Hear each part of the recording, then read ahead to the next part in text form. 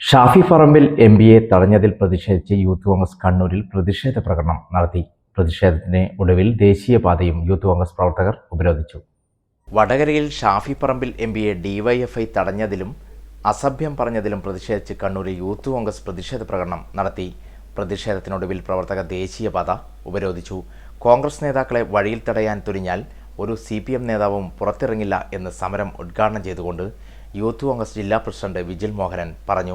മുകേഷ് MLAക്കെതിരെ ഉൾപ്പെടെയുള്ള നിരവധി നേതാക്കന്മാർക്കെതിരെ ഇത്തരത്തിലുള്ള ആരോപണങ്ങൾ തെളിവ് സഹിതം കേസെടുത്തിട്ട് പോലും അവർക്കെതിരെ ഒരു ചെറുവിരലനക്കാൻ നിങ്ങൾക്ക് DYFIക്കോ SFIക്കോ CPM പാർട്ടിക്കോ സാധിച്ചോ?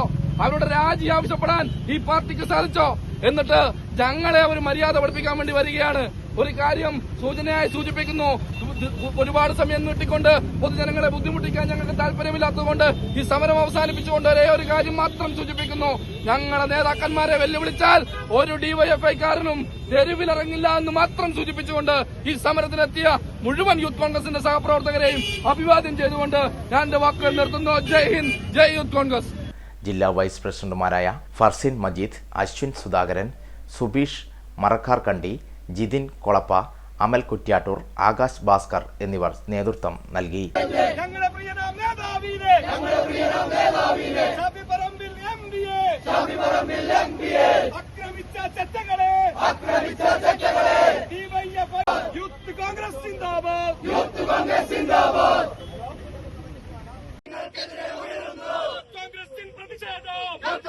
പ്രതിഷേധം